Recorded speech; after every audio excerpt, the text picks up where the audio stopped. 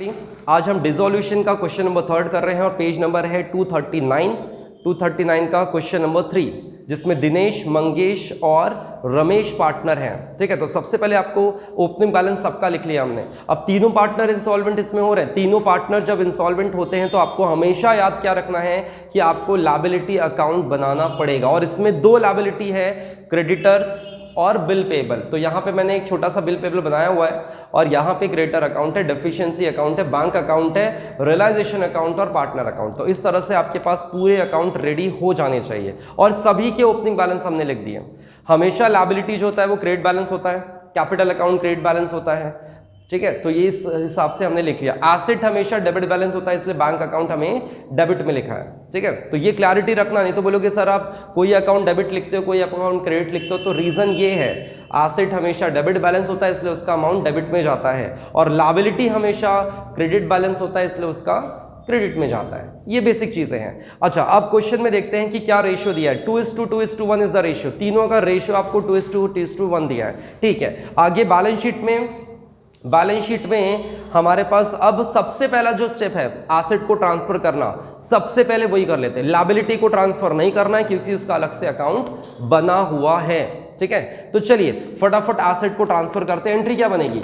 Realisation account debit to sundry asset, realisation account debit to sundry asset. तो basic जैसे हमारा step होता था वही हम कर रहे हैं, कोई नया चीज अभी तक नहीं किया। ठीक है, बस लायबिलिटी का अकाउंट अलग से बनाया है, ये आपको पहले से पता होता है, राइट। तो सबसे पहले बिल्डिंग आ रहा है, तो बिल्डिंग की वैल्यू कितनी है? बिल्डिंग की वैल्यू दिख रही है 78,000। उसके बाद बिल्डिंग के बाद है कंप्यूटर। जितने भी एसेट है लिख दो, बैलेंस शीट से देखकर लिख दो। कंप्यूटर आपके पास है 45,000। उसके बाद डेटर्स की वैल्यू वहां पे दिख रही है आपको 20,000। उसके बाद गुडविल की वैल्यू भी लिख दो। गुडविल की वैल्यू कितनी है? 35,000। तो जितने भी एसेट थे सब लिख लिए हमने, सब लिख लेना और इन सब की टोटल बता देना। ठीक है, इन सब की टोटल। लायबिलिटी लिखने की जरूरत नहीं है क्योंकि लायबिलिटी वहां पे हम लोग और अलग से अकाउंट ऑलरेडी बना हुआ है। तो 1,78,000 बच्चे बता रहे हैं, तो 1,78,000 ठीक है भाई, 1,78,000 टोटल हमारी आ चुकी है। तो इस तरह से जितने भी एसेट थे ट्रांसफर कर लिए, लायबिलिटी का अलग से अकाउंट बना लिया है, तो पूरा बैलेंस शीट हमारा यूज हो चुका है। और आपको बैलेंस शीट में कुछ भी नहीं दिया, देख लो बैलेंस शीट में इसके अलावा और कुछ नहीं है। सबके ओपनिंग बैलेंस लिख दिए, एसेट भी लिख दिया। आपका पहला स्टेप कंप्लीट हो चुका है। फर्स्ट स्टेप जो हमारा होता था नॉर्मल क्वेश्चन के हिसाब से वो हमने कर लिया। सिर्फ लायबिलिटी ट्रांसफर नहीं किया क्योंकि उसका अलग से अकाउंट बना हुआ है। याद रखना हमेशा, ऑल पार्टनर इंस्टॉलमेंट में ये पॉइंट कभी भी भूलना नहीं।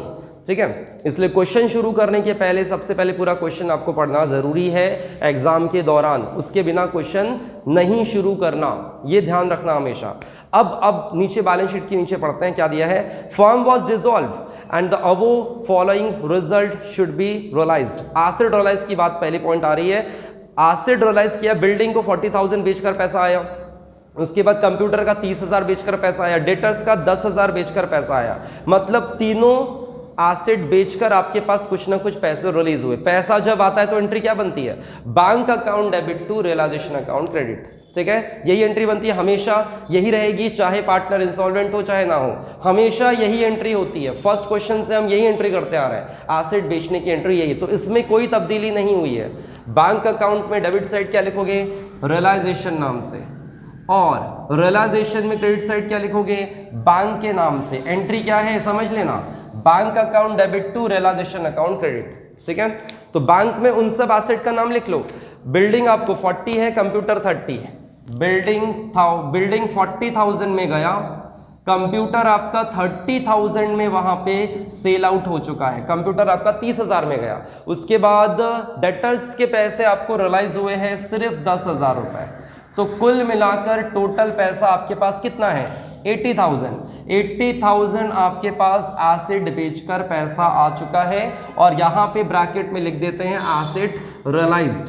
इसका मतलब आप या तो लिस्ट लिख दो या तो एसेट रियलाइज्ड लिख दो, दोनों चीजें चलेगी, कोई दिक्कत नहीं है। लिस्ट लिख दोगे तो और अच्छा हो जाता है। ठीक है, लिस्ट लिख दिया तो और भी अच्छी चीजें हो जाएगी। तो ये देखो अब क्या किया, सबसे फर्स्ट पॉइंट किया और उसमें सिर्फ इतना किया कि एसेट बेचा पैसा आया। पैसा आने की एंट्री क्या है? Bank account debit to realisation account credit.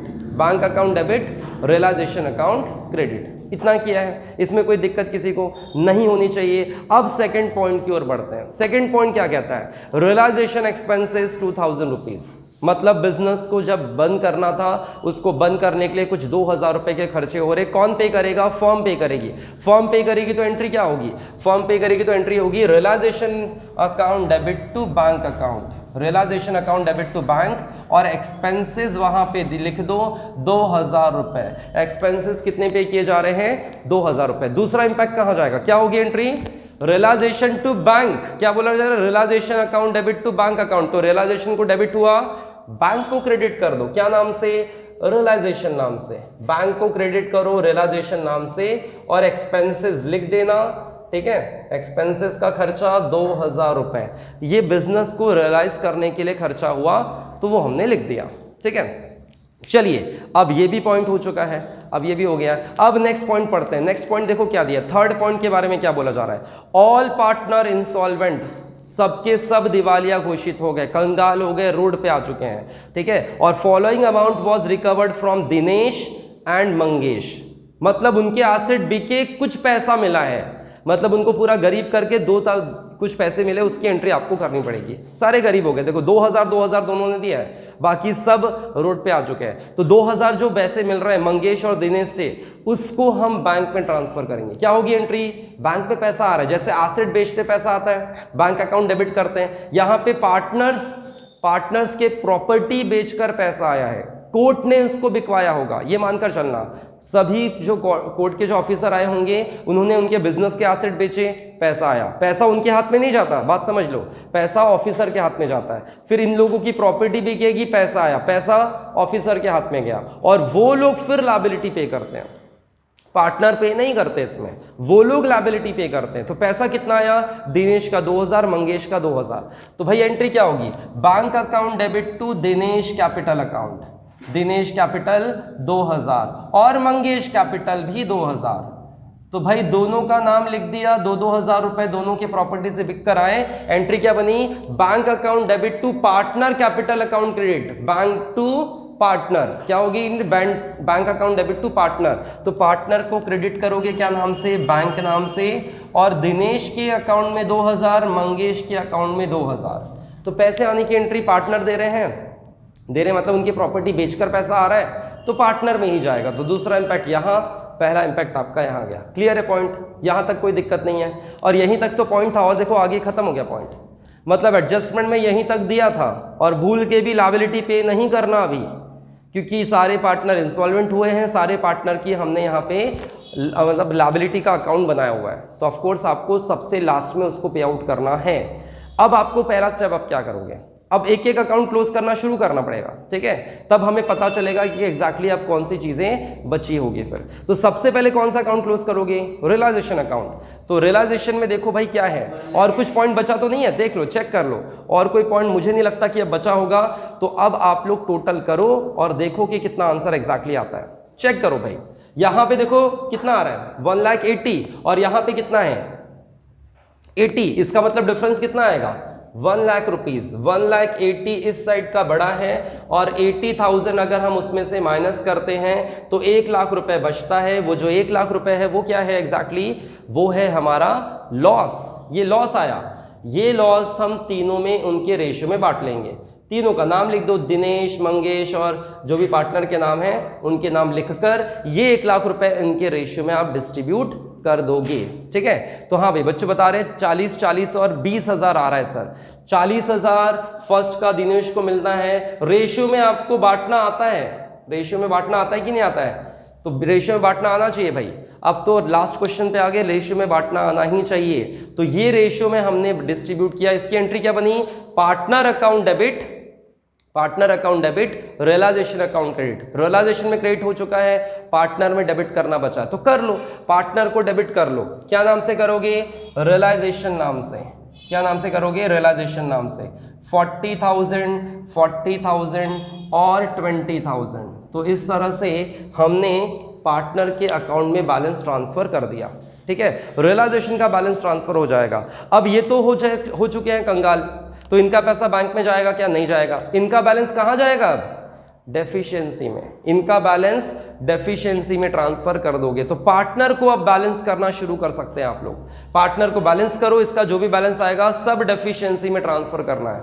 तो करो, पहले डी का करते हैं। चलिए तो पहले डी का अकाउंट बैलेंस करते हैं और डी का देखते हैं कि कितना बैलेंस टोटल किस साइड बड़ी आ रही है। ये साइड बड़ी आ रही है, मतलब यहां पे बैलेंस बचेगा, यहां पे बैलेंस बचेगा भाई। तो ऑफ कोर्स 40,000 आ रहा है, 40,000 बड़ी अमाउंट आ रही है, यहां पे भी 40,000 बड़ी आ रही है, यहां पे 20,000, मतलब डेबिट साइड का अमाउंट आपका पार्टनर का बड़ा है। डेबिट में से क्रेडिट माइनस करोगे, 40 में से ये 28, 40 में से 24 और 20 में से 18। समझ में आया कि नहीं? तीनों को बैलेंस कहां ट्रांसफर करोगे? डेफिशिएंसी में ट्रांसफर करना है। तो यहां पे मैं क्या लिख देता हूं, by deficiency account, by deficiency account, और लिखते चलो यहां पे कितना आएगा 2000। अब यहां का मंगेश और दिनेश का बताओ भाई, फटाफट मंगेश का बैलेंस निकालो और बताओ कितना आएगा। मंगेश का बैलेंस आएगा 16,000, 16,000 लिख लेते हैं, और इसमें कितना आएगा 12,000, 12,000। और ये जो तीनों देखो बैलेंस है, ये जो तीनों मैंने सर्कल किया, ये सब डेफिशिएंसी में डेबिट होगा। क्या होगी एंट्री इसकी? एंट्री ये होगी deficiency account debit to partner account, deficiency account debit to partner account credit. तो पार्टनर में क्रेडिट तो हो चुका है, अब हमें डेबिट करना बचा है। ठीक है, तो चलो भाई डेबिट कर लेते हैं। यहां पे इसको क्लोज कर लेता हूं मैं, 40, 40 और 20, और डेफिशिएंसी में डेबिट होगा डी, एम और क्या नाम था भाई, आर। तीनों का बैलेंस लिख लोगे, 12,000, 16,000 और 2,000। इस तरह से डेफिशिएंसी में आपने पूरे अमाउंट पार्टनर के बैलेंसेस जो थे वो ट्रांसफर कर दिए। ठीक है, देखो यहां तक तो क्लियर हो गया। पहले ये अकाउंट क्लोज किया, हमेशा रियलाइजेशन पहले क्लोज होगा। पार्टनर का जो भी बैलेंस आएगा हमेशा कहां डालना है, डेफिशिएंसी में ट्रांसफर आपको करना है। अभी लायबिलिटी के बारे में सोचना भी नहीं है, अभी नहीं सोचना है। जब तक बैंक का बैलेंस ना निकाल लो तब तक लायबिलिटी के बारे में बिल्कुल भी सोचेंगे नहीं। पार्टनर के बाद अब हम बैंक का टोटल करेंगे। अब हम बैंक में देखेंगे कितना पैसा बचा हुआ है और कितनी लायबिलिटी हमें पे करनी बची है। दो लायबिलिटी है भाई, एक है क्रेडिटर और एक है बिल पेबल। दो लायबिलिटी आपके पास अभी भी बची हुई है। तो मैं इसको बिल पेबल को थोड़ा सा ऊपर कर देता हूं, चाहे आपको वो नजर आ जाए। ठीक है, बिल पेबल को थोड़ा सा ऊपर कर दिया जाए। तो इस तरह से आपके पास दो लायबिलिटी सर पे बैठी हुई है जो आपको पे करनी थी, लेकिन आपके पास पैसा अब बचा हुआ नहीं है। पार्टनर कंगाल हो गए तो पैसे कहां से बचेंगे? तो बिल पेबल कितना था आपके पास? बिल पेबल हमारे पास था 40,000 रुपए। देखो भाई 40,000 मैंने यहां पे लिख दिया। हाँ भाई, तो इसका मतलब दो लायबिलिटी है, 80 और 40 की दो लायबिलिटी आपके सर पे है। उसको आपको देखता है कि कितना पैसा बचता है। रेशियो यहां पे अप्लाई होगा। कल जो हम बात करते हैं रेशियो में बांटना पड़ता है, यहां पे रेशियो आपको निकलेगा क्योंकि यहां पे कोई ऐसा गिरवी वगैरह रखा हुआ नहीं है। तो अब आप बैंक को टोटल करोगे। अब यहां पे बैंक को टोटल करना पड़ेगा। चलो बैंक की अमाउंट टोटल करो, देखो कितना आता है। बैंक की टोटल करो, देखो कितना आता है। बैंक की टोटल करो, फटाफट बताओ कि एग्जैक्टली कितना बैंक का टोटल आता है। अब देखो बैंक के डेबिट साइड में, डेबिट साइड की टोटल की बात हो रही है। ठीक है, डेबिट साइड की टोटल की बात हो रही है। तो डेबिट साइड में आता है 92। 92 में से 2000 माइनस करोगे कितना बचेगा? 92। इस साइड की टोटल आ रही है 92। 92 में से 2000 माइनस करोगे तो कितना बचेंगे? 90,000 बचेगा। मतलब आपके पास पैसे, आपके पास कितने हैं? 90,000 पैसे बचे हुए हैं। 90,000 कहां से है समझ लो। 92 में से क्रेडिट साइड में 2000 है, माइनस करोगे कितना बचेगा? 90,000। इसका मतलब आपके पास 90,000 है। और लायबिलिटी कितनी चुकानी है? 80 और 40। लायबिलिटी कितनी? 80 और 40, 1,20,000। 1,20,000 देना है, हाथ में कितना है सिर्फ पैसा? 90,000। तो कैसे करोगे भाई? रेशियो अब निकालना है। रेशियो कैसे निकालना है? देखो क्रेडिटर का कितना है? 80,000 और बिल पेबल का कितना है? 40,000। बात समझ लो अच्छे से। तो यहां पे सभी जीरो हटा दो, 4 जीरो दोनों के कम हो जाएंगे। 8:4। 8:4 को और सिंपल किया जा सकता है। मतलब लायबिलिटी का जो अमाउंट होता है उसी से रेशियो निकालना पड़ता है। ये बात समझो, लायबिलिटी का जो अमाउंट आता है उसी से रेशियो निकालते हैं। ये चीजें हैं। तो भाई 4 1 जा 4 2 जा, मतलब रेशियो क्या निकल कर आया? 2:1। 2:1 में हम लोग डिस्ट्रीब्यूट करेंगे 90,000 को। 90,000 को आपको इस रेशियो में डिस्ट्रीब्यूट करना है। तो अब आपके पास 90,000 कैसे है समझ में आ गया। रेशियो कैसे बनाते हैं वो भी क्लियर हो गया, लिख लो नहीं तो नहीं समझ में आता। तो 80 और 40 था, उसके 0 कट किए तो क्या बचा 8:4 और इसके बाद 2:1। तो अब इसको आपको डिस्ट्रीब्यूट करना है, इसको आपको डिस्ट्रीब्यूट करना होगा रेशियो में। तो 2:1 में रेशियो में हम 90,000 को बांट लेते हैं। चलो तो 90,000 की वर्किंग करते हैं फटाफट। 90,000 इंटू 2/3, 3 कैसे आप पता चला ना, 2 + 1 और 1/3, 3 1 जा 3 3 जा 3 2 जा 6, मतलब 60,000 एक का आता है, एक का 30,000 आता है, एक का 30,000। इसका मतलब हमारे पास जब हम पैसा देंगे तो कितना देंगे 60 और 30। 60 किसको देना है, जिसका रेशियो बड़ा था। रेशियो किसका बड़ा था, क्रेडिटर का। क्रेडिटर को 60 देंगे, बिल पेबल को 30 देंगे। बात समझ में आई कि नहीं। क्या होगी एंट्री, उनको देने की एंट्री क्या होगी, दोनों को पैसा दिया जा रहा है, अब पैसा दे रहे हैं, बचा हुआ पैसा उन दोनों को आपस में डिस्ट्रीब्यूट कर रहे हैं, रेशियो में डिस्ट्रीब्यूट कर रहे हैं। तो रेशियो में बांटने की एंट्री क्या होगी, क्रेडिटर को दोगे तो creditor account debit, bill payable वालों को दोगे तो बिल पेबल अकाउंट डेबिट। तो बिल पेबल अकाउंट डेबिट करेंगे क्या नाम से, बैंक के नाम से। कितना अमाउंट कितना आया था 30,000। और क्रेडिटर को भी डेबिट करना पड़ेगा। ये वर्किंग लिख लिया कि नहीं लिखा, ये जो कैलकुलेशन है लिख लो क्योंकि मैं मिटाने वाला हूं फिर। और यहां पे मैं क्रेडिट कर देता हूं, क्रेडिटर को पैसा देंगे बचा हुआ और बिल पेबल को पैसा दे देंगे। अब बैंक अकाउंट आपका नील हो जाएगा। बैंक अकाउंट देखो अब खत्म हो चुका, पैसे पूरे हमारे पास 90,000 बचे थे वो फिनिश हो चुके हैं। इस तरह से क्लोजिंग करना पड़ता है, एक एक अकाउंट आपको इस तरह से क्लोज करना पड़ेगा। ऐसा है पॉइंट, ऐसा है। ये समझ में आया कि नहीं आया। तो भाई अब देखो क्रेडिटर और बिल पेबल हमने वहां पे क्लोज कर लिया, हमने क्लोज कर लिया। ये बैंक अकाउंट खाली हो चुका है। अब यहाँ पे बैलेंस मुझे ट्रांसफर करना बचा है तो मैं कर देता हूँ। ये वर्किंग लिखा था इसलिए आप लोगों के लिए रुका था। चलो अब इसमें भी ट्रांसफर कर देते हैं। क्रेडिटर को कितना दिया बैंक ने, सिर्फ 60,000 रुपए। अब जो बचे पैसे हैं वो कौन बेयर करेगा, कोई नहीं बेयर करेगा, कोई पैसा नहीं देता बचा हुआ। कंगाल का साथ कोई नहीं देता भाई, पैसे हैं तो आपके पास दुनिया है, पैसे नहीं तो दुनिया भी छोड़ देती है आपको, ये चीजें हैं। तो अब देखो क्या हुआ, अब आपके पास 80,000 था देना उनको, 80,000 में से 60 दिया, बचे कितने 20 कहाँ जाएंगे, डेफिशिएंसी में जाएंगे। 20 आपको डेफिशिएंसी में ट्रांसफर करना है। तो ये जो डेफिशिएंसी में यहाँ डेबिट है, डेफिशिएंसी को क्रेडिट कर दो। डेफिशिएंसी को क्रेडिट करोगे क्या नाम से, क्रेडिटर्स के नाम से। बात समझ में आई कि नहीं आई। और वैसे ही सेम आपको बिल पेबल का जो 10,000 आ रहा है वो भी आपको करना है। बिल पेबल का जो बैलेंस बचता है वो भी आपको करना है, ठीक है। तो बिल पेबल का भी बैलेंस आप लोग वैसे ही करोगे।